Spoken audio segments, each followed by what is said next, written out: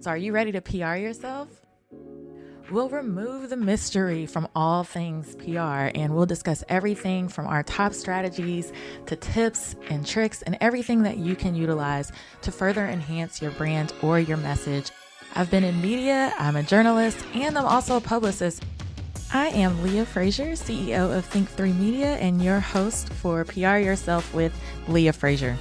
Let's go.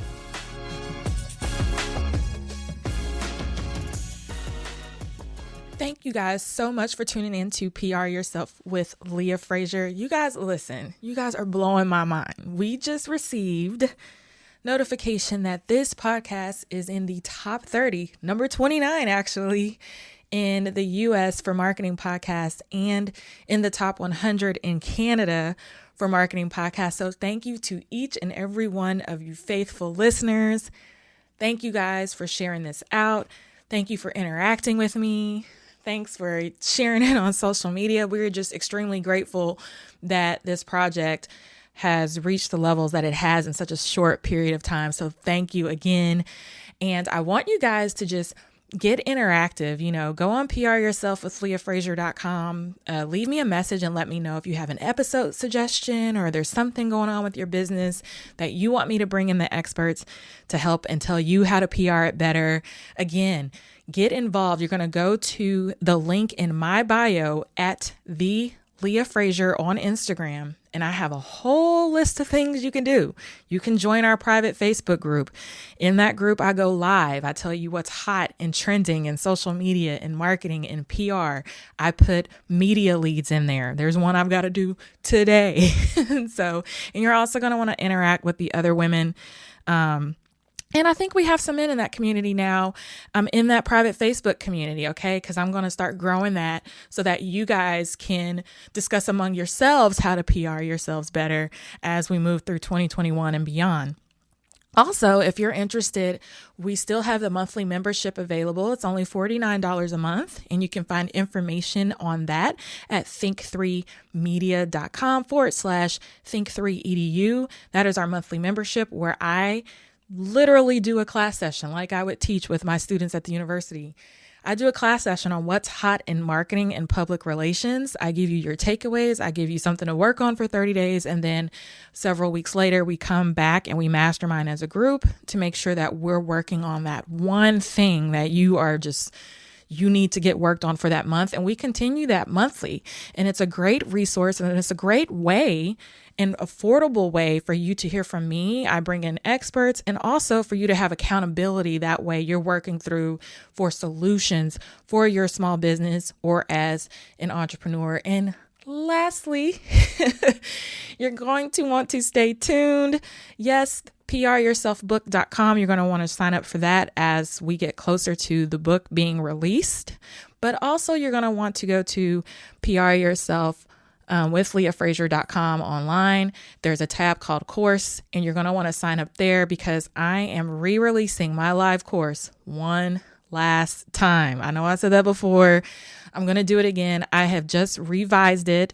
I've created a couple more modules, and it's really going to go into a little bit more of an organized depth on how you can earn free media and press coverage consistently for your small business and your brand. And again, it's super duper affordable, and I want to offer that to you guys. So thank you guys so much for tuning in. And enjoy this latest episode, and I look forward to hearing from you all. Welcome back to another episode of PR Yourself with Leah Frazier. I have an amazing guest for you guys. I've been excited all day. I'm not even going to lie to you. I am going to bring on Mike Deeson. Now, listen, it says 12-time Emmy winning investigative reporter, but yes, 12-time winning, but nominated 40, or was it over 40 times? Yeah. I lost more than I won. It does not matter. It's the nomination that counts. That means you did a bang up job. This is just, I was very fortunate. I mean, look at this. The only broadcast journalist in the state to be honored by the Society of Professional Journalists as the Florida Journalist of the Year. We talked about more than 40 nominations for Emmy Awards. I mean, 2015, Influence magazine named you as one of the 100 most influential people affecting Florida politics. I mean, you have a wealth of knowledge. We're going to get into some very interesting topics today, so I'm so excited. So welcome to my show, Mike Deeson. I'm thrilled to be here with you, Leah. I truly am. How's everything going? Life is great. I retired from the TV station 4 years ago, and I have never worked harder in my life since then. Um, I started an investigative documentary company, and I've done a bunch of documentaries. I wrote a book, did an Audible. I'm doing a radio show every week, and involved in a bunch of other projects. So I have no free time, but it's great, Well, I'm glad you opened up some free time for me today. I have a question, like, what is life after like news for you? Were you scared to start your own thing? Well, it was time. I had been at that TV station 35 years, and news has changed so much. And they wanted different types of stories than what I thought were important investigations. You see it across the country. Now, Dallas has some pretty good investigative reporters, but the TV stations shift to more personality type of stories. They want to know what's going on. Listen, I like Taylor Swift's music, but I never would want to do a story about Taylor Swift. Unless she was caught with the governor doing something crazy, but or accused Cuomo of doing something. I don't know. But no, what I'm saying is everything had changed, and I had a wonderful career. And when I retired, I was 68. So and I was planning a trip to Africa. It just seemed like the right time. And then I knew I wanted to finish the book I'd been working on, and I knew I wanted to do an investigative documentary company. So you got to pull the plug at some point. Nothing lasts forever. And so how are things working out now? Because I mean, you've been an investigative journalist for a while. You've transitioned that into a company, and you even do investigative documentaries. So I'm thinking that's kind of a smooth transition. You still get to do what you love. I did a bunch. I finished a 2-year project about elephants being abused in circuses. I went all around the country. It really is frightening. People think because Ringling went out of business that there aren't any more traveling elephants, but there are, and they get abused. We had some incredible undercover video. I didn't shoot it, but I talked to the people who did shoot it. And to watch an elephant get beaten with a bull hook just makes, I had seen it hundreds of times, because when you edit, you see that. And I'm glad to say, have not become desensitized. I jump every time I see that happen. They are treated horribly. They're locked up and chained 19 hours a day, except when they either are transported in very tiny railroad cars or trailers. And elephants are meant to roam wild, and I saw that in Africa. And so I was really pleased with that. I'm starting a project now called Can't Convict a Cop.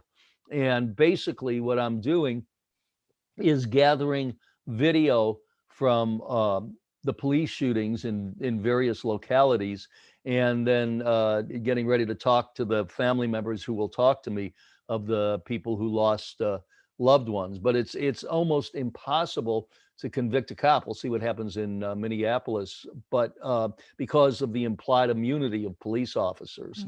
And people have seen a lot of these videos, but I don't think anybody has ever compiled a bunch of them into an hour and a half documentary. And when you see the shooting after shooting after shooting, it just is mind-boggling. And people need to see this, and we need to change the way we approach police shootings. So anyway, that's what is keeping me busy these days. But I want to ask you a question because of your career, and then, like you were saying, the documentary, the elephants, and now you're transitioning into the police beatings, and it's just it's a topic that is emotional. It's hard to watch. When you and I were conversing through email prior, we were talking about executions you've also witnessed during your career. So like, how do you mentally do that, Mike? Well, it's funny. I saw a number of executions. the a bunch in the electric chair, and then lethal injection. The electric chair was macabre, I must tell you that. And the first time I saw an execution in the electric chair, I was really nervous and concerned about how I would be affected. But I've got to tell you, um, I had a tougher time covering the murder scenes of the people who were the victims of the person who was executed than watching the executions. I found one of the most upsetting things to me would be at a murder scene where there's crime tape and an unsuspecting relative comes up, and then a police officer has to put his arm around that person and say your loved one has just been murdered. And Mm, the wails of sorrow and sadness would give me nightmares. And mm, then covering the court trial to have it go again and again would give me nightmares. The executions, for some reason, didn't. And I know that that's very bizarre. But and particularly with the lethal injections. There, it was very perfunctory and sterile, where the person who was going to be executed was lying on a gurney and would go to sleep. One of the executions on lethal that I saw involved a guy by the name of Newton Slauson, and I got called out to that murder the night where he killed his next door neighbors with a knife, cut one of the women who was pregnant's belly, killed a mm. kid, and I knew a lot of cops, because you work in a market that long doing stories, and they said it was the bloodiest scene they had ever encountered in their life. That one gave me nightmares. When he was executed, and he quit fighting his execution, he was on a gurney and he went to sleep. So I don't know. It did not bother me. Maybe there's something wrong with me, but No. every person that I saw executed, there was no question that they did it. In fact, one of the guys I saw executed was a guy by the name of Gerald Eugene Stano, and I did a prison interview with him, a contact interview. You weren't behind a glass. We spent an hour talking, and during the interview, we could not talk about his case because it was on appeal. He had come within 8 hours of an execution, and the Supreme Court stated. But we talked about his head being shaved because he was electrocuted, about his final meal, his thoughts and everything. And he kept saying during the interview, and they were gonna execute an innocent man. They're gonna execute an innocent man. And then when we finished, when we do what's called the cutaways, that's where you see the Hmm. reporter over the guy's shoulder. I said to him, okay, I want to ask you one question. And depending on your answer, if you can give me a satisfactory answer, I promise I will do a story once a week until you are freed or executed. And he said, yeah, sure. What do you want to know, Mike? I said, if you are innocent, as you've proclaimed the past hour, how did you lead the police to 30 of the 35 bodies of the women that they said that you murdered? And his verbatim response was, Mike, that's a problem.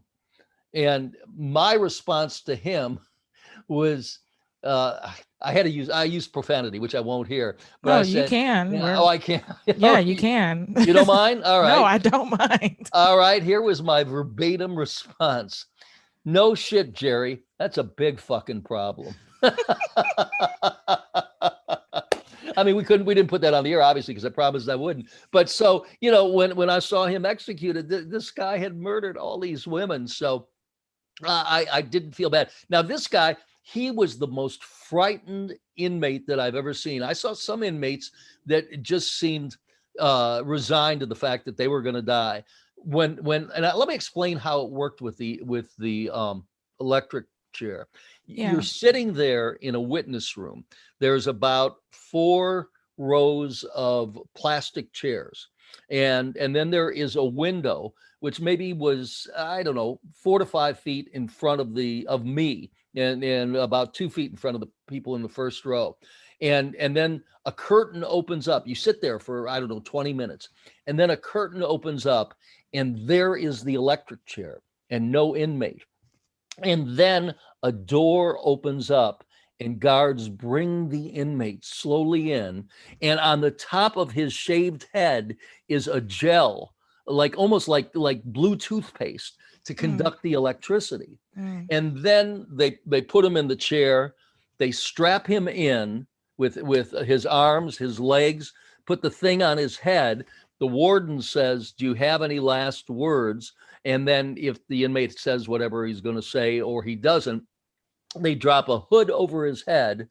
The warden then, who is on the phone to the governor, just in case the governor grants a last minute reprieve, and the governor doesn't, he nods his head yes. And then you see the inmate grab the chair as the electricity goes through him. And then a doctor comes out, listens to him, and pronounces him dead. And then this is sort of bizarre, and I don't know, it's probably sacrilegious, but this is the way I am. At the end of every execution, then a bailiff comes to the microphone and goes, in Stano's case, the state of Florida has carried out its execution of Gerald Eugene Stano at 9:10 on whatever the date it is, and he goes, "Please exit to the left." And they do that every time. And I almost had the feeling, after I'd seen it several times, that when they go, "Please exit to the left," it's like a Disney thing where another group is going to come in. That's what I was just about to say. Like, this seems like the theater, or like it's a full production. Like, do you have our run of show? Okay, we're going to open the curtains at this time. Make sure everyone is seated. Do you have your popcorn? That's really. And then I expected to go into the souvenir shop, like they show you on the roller coaster screaming and everything. I mean, that's horrible. But every time they did it, and by the end of the last execution, I was just waiting for the bailiff to say it and going, "Please don't laugh, Mike. Please don't laugh. You just saw a guy executed." But anyhow. I just find this so fascinating because many of us will go through our entire lifetime and not even know that this is kind of the procedure, or how, you see the little snippets on TV, but I would have never have guessed that it was just so blunt. Like, thank you for coming. Not even a thank you, just exit to the left. Please exit to the left. Don't trip on your way out. That's right. Now, I had another opportunity that I passed up. I was in Saudi Arabia right before the first Gulf War, because it was run out of Central Command, which is here in Tampa, and General Norman Schwarzkopf ran the war, and he was out of here. So a bunch of journalists went over there because there were a lot of troops here. When we were in Saudi Arabia, we were invited one day by the Saudi Arabian government to go downtown to see thieves' hands cut off. Oh, Lord. We passed on that one. That was too much. It was too much for me. And, I don't have a weak stomach or anything, but that one I decided, and all of us went, no, we're not going to do that. But that was a really fascinating experience, going to Saudi Arabia.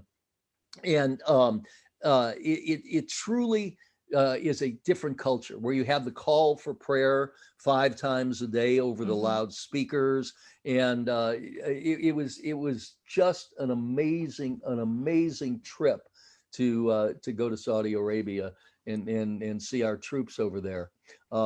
They gave us gas gear to carry, because this is before the first Gulf War, and they didn't know what Saddam was going to do. So one day we were going out to the middle of the desert to see the Patriot missiles, which were going to defend against the Scud missiles once the war started. And I came downstairs without my gas gear. And everybody from the Tampa Bay media said, "Mike, where's your gas gear?" Now, this was in December. They had a start date for the war 3 weeks later in January. They actually had a target date. I said, "Look, guys, the war is not going to start for 3 weeks. The gas gear weighs a ton. It's 115 degrees in the desert. I am not going to schlep this gas gear out there." So everybody goes, "Mike, you're so smart." They all took their gas gear back to their room. So we're now out in the middle of the desert, and we're in a tent. And there's a captain explaining to us how the Patriot missiles will work.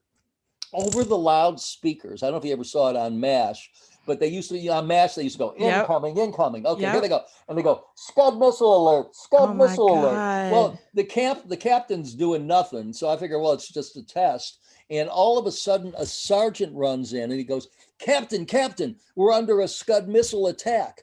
And the captain looks at us. He says, you all sit tight. I'll be right back. He runs out. There's netting in the tent that we're in. And I see the Patriot missiles getting up to launch position. Then all of a sudden, the sergeant runs in and looks at us all and goes, gas gear, everybody, gas gear. Oh my God. So my friends who It's all your fault, Mike. It's all your fault. That's exactly right. I was not really popular then.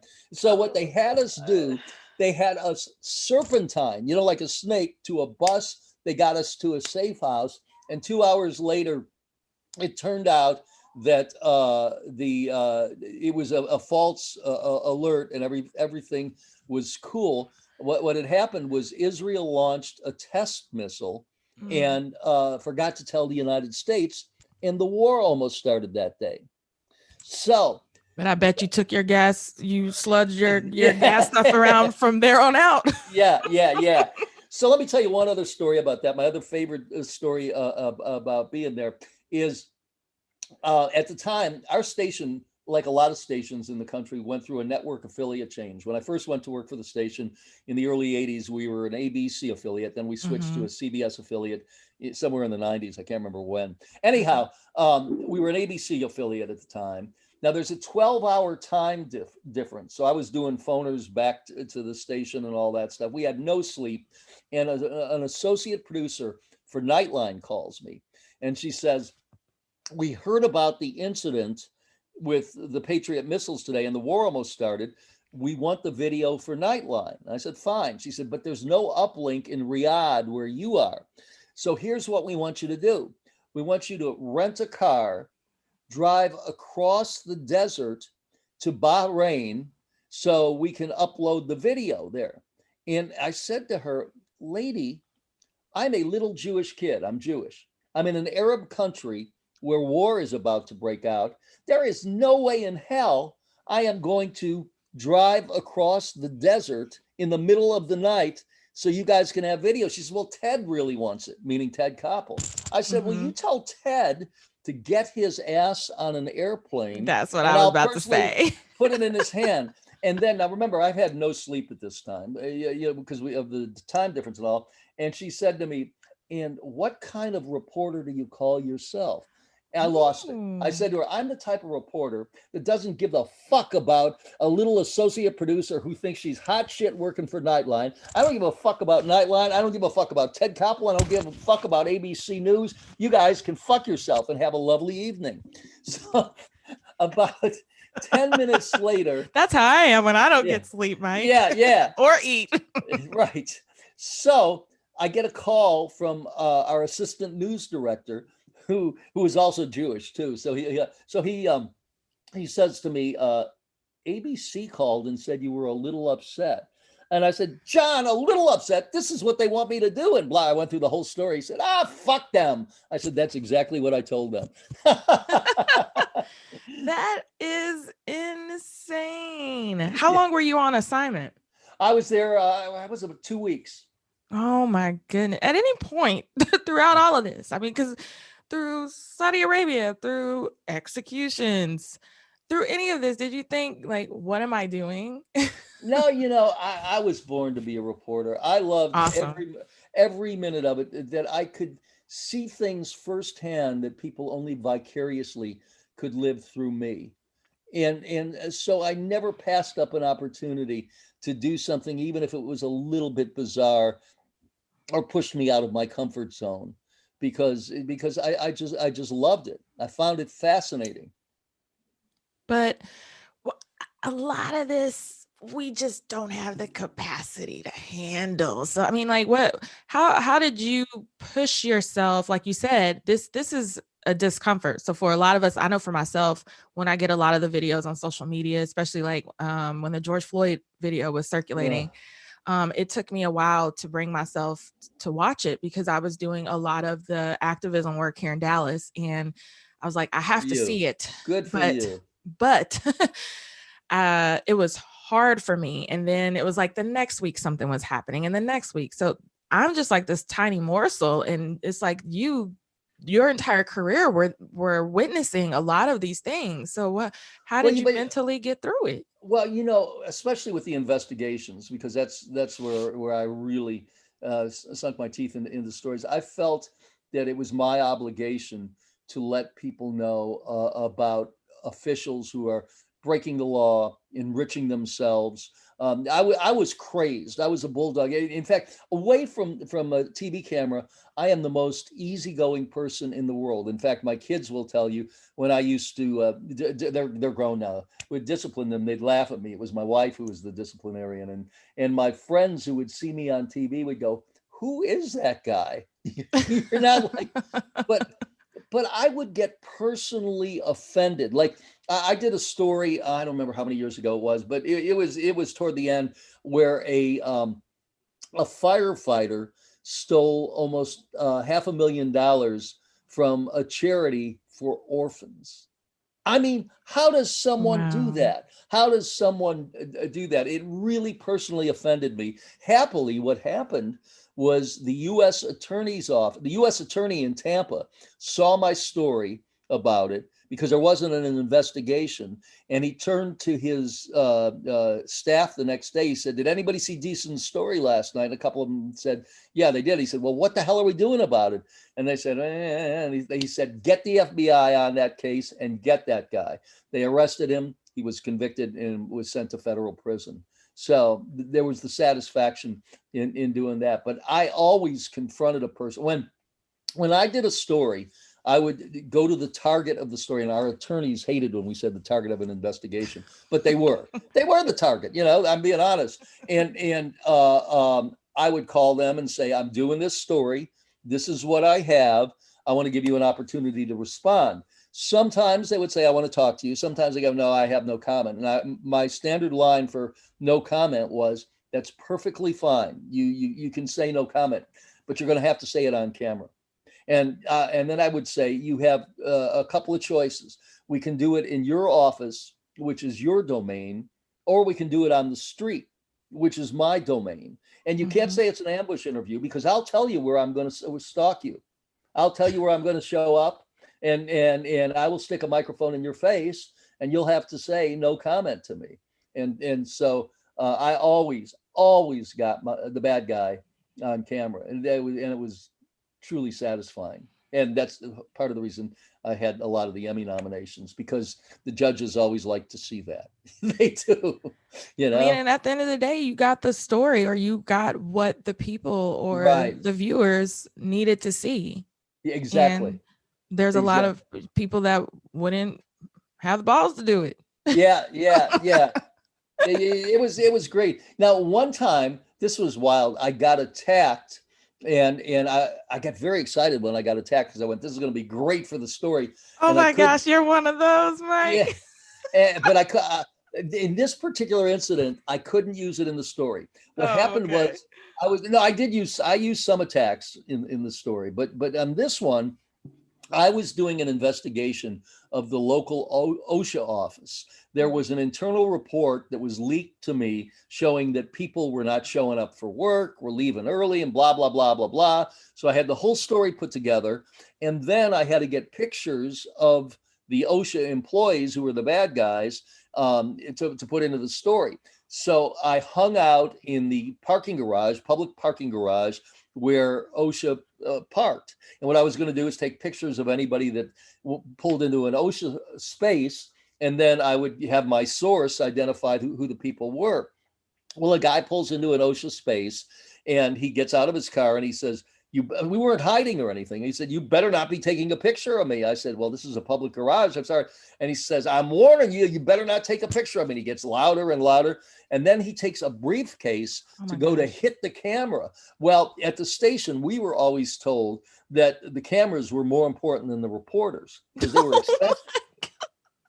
my- Well, so you had to protect the camera. So I stepped in front of it and got hit in the face with the briefcase. Oh, Mike.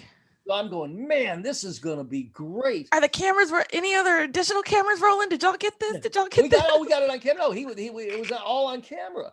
So the problem is it turned out, because we were able to trace his license plate, he was an undercover DEA agent. Ooh. And had he told me that, obviously I didn't want to expose an undercover agent, but he wouldn't tell me that because he had been disciplined before for parking in the OSHA spots, which were closer to the elevator than the DEA spots. So I called the U.S. Attorney's office. I knew the U.S. Attorney. I said, listen, here's the deal. I have him doing an assault on camera. I need him to call me and apologize. And the U.S. Attorney said, well, I don't know. He's sort of a hard-ass guy. I don't know if he'll do that. And I said, here is the deal. If he doesn't call me by 5:00 tonight, I am taking that video to the state attorney's office tomorrow. He will be charged with assault, will probably be fired, and possibly could be jailed. And he said, okay, I'll try what so like at 2 minutes to 5, the guy called me to apologize. Now, it was not the most heartfelt apology I have ever received, but nonetheless, he did apologize to me, but I couldn't use the video. It had no relevance in the story. Oh my goodness, that is crazy. So you've gone through a lot. Yeah. Now I want to get in your business because you're in Florida. Yeah, yeah. And oh, so listen, all the crazies are in Florida. I hear y'all are completely just, what is COVID? That doesn't exist here. That's what I'm being told. Know. Yeah, I know. Well, but wait a second. You're in Dallas. Come on. I know. I didn't know you were going to turn it on me. I thought you were going to at least let me place at least most of the blame on Florida. Hey, but yes, you guys run, hand in glove with us for craziness, right? We do. We're actually really crazy in Texas. So yeah. So we're neck and neck. But you've got Tiger King and Carole Baskin. So we can't top that. Well, that's true. Yeah. And as a matter of fact, they're doing a follow-up to Tiger King. They interviewed me for 2 hours about that because I spent 2 days with Joe Exotic and did an investigation of Carole and Big Cat Rescue, which I do not like at all. One of the things that I learned in doing the elephant documentary is that true sanctuaries don't let the public in to see the animals. They try to recreate as much of a natural habitat as possible and let the animals roam wild. Carole, on the other hand, raises money through the cats she has at Big Cat Rescue, as she asks people for donations as they come in and they can see the cats and all that. And I have some real questions about her husband and how he disappeared. It just doesn't pass the smell test. Now, Joe Exotic is nuts too. I think. No, really? Yeah, yes. Yeah. So Joe is crazy. Carole is crazy. And if I had to place a bet, I would say her husband came to an undue end and somehow ended up with the cats.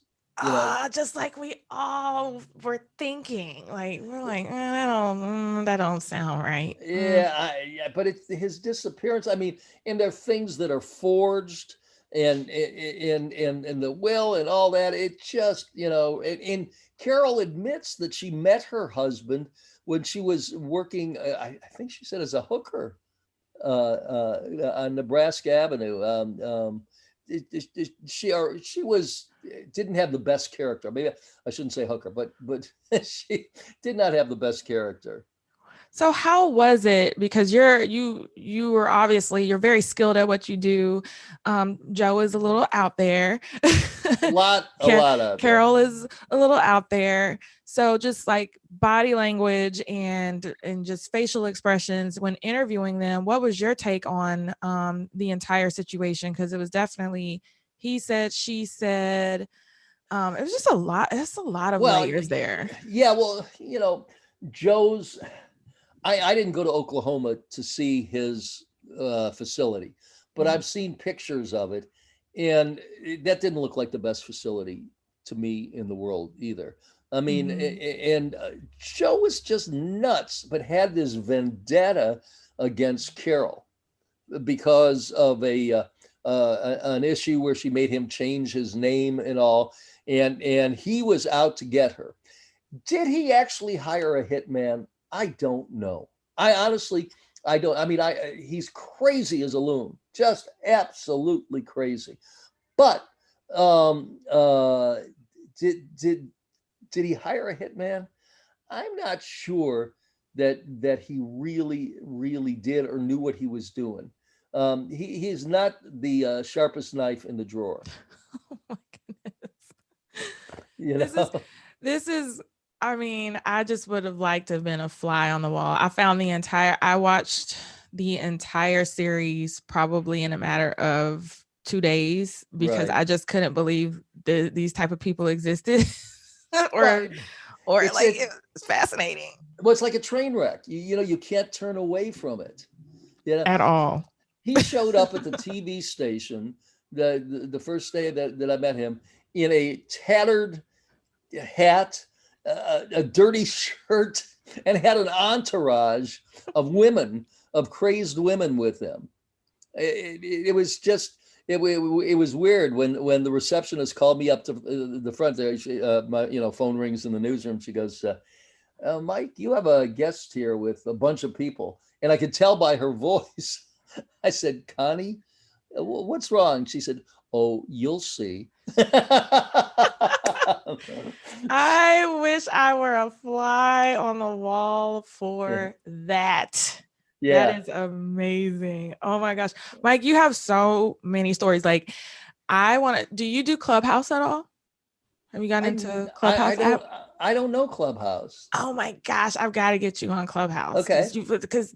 this would be so they have like these rooms and you can theme the rooms and people can kind of come in and sit. It's almost like virtual panels, virtual Wow. Q&As, and people from all over the world can come into the room and hear whatever topic you're presenting. So there's like a lot of business stuff. There's fashion rooms, creative rooms, but for me, I'm like I meet so many amazing people like yourself where I'm like I would open this up in Clubhouse and we could just do a whole Tiger King room and be like, I have an actual investigative journalist who Well, actually got to meet them in person. I will look into it. That's very cool. That's Yeah, because I've got to know more. Like this I'm and more of your stories because this is fascinating stuff. well. Just incredible. Let me give a quick plug. Yeah, I have a book out called "Bad News for You is Good News for Me." It's also on Audible. I finished. It was a bear to I've read thousands of my scripts over the years. I was in the business 50 years, but reading a 232-page book out loud Mm, is really tough. Thank God for editing. You know, right, makes me right. sound articulate. But personally, I would get the Audible because it's me telling the stories like I'm talking to you. But Oh, that would be great. I'm not an Audible person, but you're very animated and I would be able to follow along and probably yeah, laugh. So uh, I would definitely yeah. get the Audible. Bad news for you is good news for me. It's on Amazon or on Audible by Mike Deeson. So that's my quick plug. So tell me a little bit, what's it about? Well, there's a chapter on executions. There's a chapter on presidents that I've met and covered. There's a chapter on hurricanes. We've had a couple of those here in Florida. There's a chapter on tragedies in space because we have the Space Coast here in Florida. There's a chapter on some of the more unique people that I've met. I've just got these goofy stories about people. Let me tell you one about Larry King because he just died, and he was just a great guy. In the 2000 Florida Convention for President, it's an open nomination, and the one that obviously George W. Bush won. But every presidential candidate came to Orlando for the state convention. I mean, it was big time, and all the networks were covering it and all of that. And so we wanted to do an interview with King, and his people said, well, his time is very tight. I don't know whether we can fit you in. All of a sudden, they called us and said, if you can get over here in the next 15 minutes to his hotel room, we can give you the interview. So I walk in, and there's King with his suspenders, as he always wore, and he's got no tie on and just a white shirt, and he's got no shoes on. He's barefoot, and King goes, fellas, that's how he talks. And he called everybody fellas. He goes, fellas, if you promise not to shoot my feet, because my feet are killing me, you can have all the time you want. So we're talking to King. He's telling great stories. He was just wonderful. And 10 minutes is up, and his handler comes in, and she points to her watch, and he sees this out of the corner of his eye. He goes, nope, I made a deal with these fellas. Are not shooting my feet so they can take their time. And then she was really irritated. And then he went, go on, let's keep going. This is fun. So, sometimes the big stars are among the nicest. It's just their handlers that get in the way, to keep people away from them. I've told people that myself, I'm not as decorated as you. I cover fashion. I still cover fashion for many publications. And sometimes when I get the interview and I get the subject in front of me, I'm like, man, they're really cool. But dealing with your publicist, and I'm a publicist, but dealing with your publicist and your team and your manager and your agent, man, they really make you look like you're the asshole. But you're not. You're actually cool. They're some of the nicest people in the world are major stars. I mean, now there are some that are just, they forget that they're just normal people, that they put their pants on, one leg at a time. But most of the big stars that I've encountered, and the politicians, are really nice people, Yeah. So. But this book seems super juicy. I wish all journalists or investigative journalists would do something similar to this, because I feel like there's so much that doesn't make it onto the big screen or make it onto the TV screen. And you guys you've interviewed so many fascinating people where I love a good story. So right. I'm sitting here feeling like, Mike, I know you have more. Like I could talk to you forever, Yeah, I have tons. Let me tell you one more about Carrie Fisher, Princess Leia. Oh, yes. Let's do it. In Star Wars. Okay. When Star Wars came out in 1977, I was working in Norfolk, Virginia for the NBC affiliate. And I among the things I did was anchor the noon newscast, which was an hour, and their idea was they wanted it, because we were an NBC affiliate, to be sort of like the Today Show, where we did news, but we did interviews and all that. And we used to do interviews with stars that were in movies, and back in those days, they didn't do the satellite tour like they do today. You actually flew out to Los Angeles or New York or wherever to do the interviews. So I would rarely pay attention to what I was going out for till I got on the plane, because I had a long flight to Los Angeles from Norfolk, Virginia.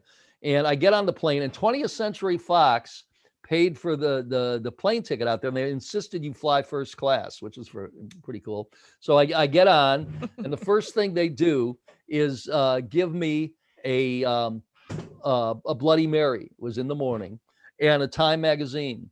And on the cover of Time magazine is Star Wars. And I go, Star Wars, where the hell have I heard about this before?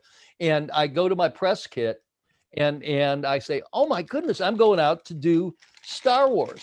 And we talked to Harrison Ford and Mark Hamill and Carrie Fisher. Carrie Fisher, I'm doing the interview with her.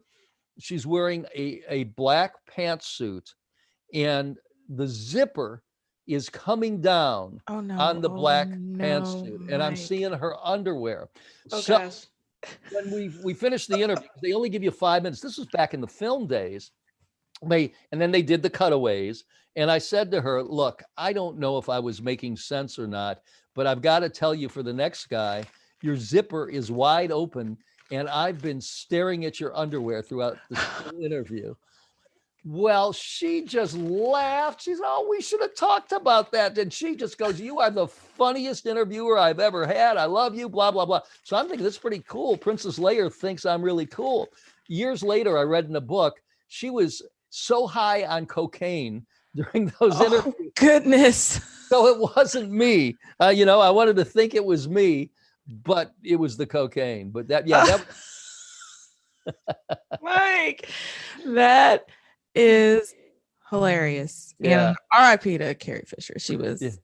She was amazing actress. She was very, very cool. So yeah, but that's in there. I mean, just like I say, I've been blessed with a wonderful career. I never worked a day in my life. Still don't. Just did things that I truly, truly enjoyed, and that's what I'm still doing. Well, I'm happy to support you.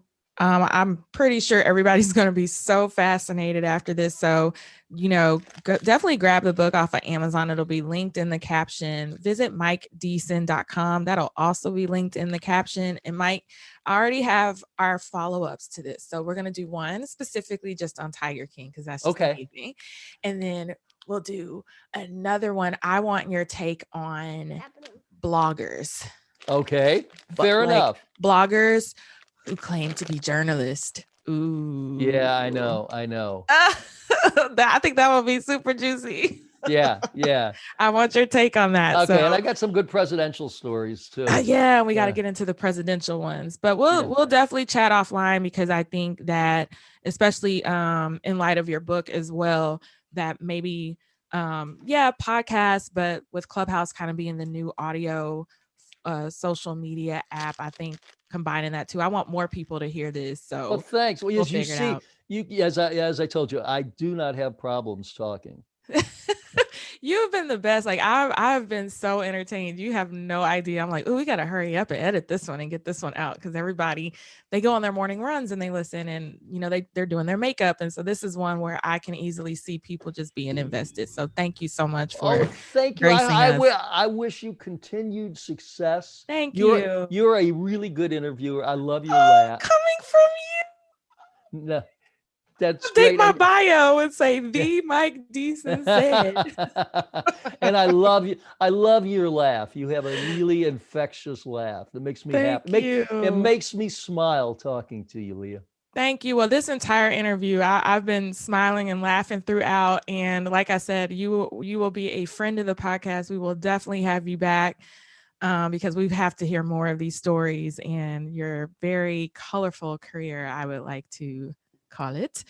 And just thank you once again. Is there anything else you want the audience to know before we close out? No, here's my one suggestion that I tell everybody. They say, you have any advice? I always say, find what you love to do and get paid for it, and you'll never work a day in your life. And that's what I do. Yay. And there you have it, you guys. So you know what to do. Any words for Mike, you can hit me up, Leah at think3media.com. You're going to want to subscribe to this podcast. Share this one out. This one was like, I felt like I was just sitting at your feet like a little kid, like, tell me more. Share, rate, and review. We will have Mike back. So you're going to have to stay tuned, because if we open up a Clubhouse room or we do another podcast episode, you're going to want to be tuned in. So follow us on social media at PR Yourself Podcast, or hit us up online, pryourselfwithleahfrazier.com. Thank you guys all for tuning in, and until next time.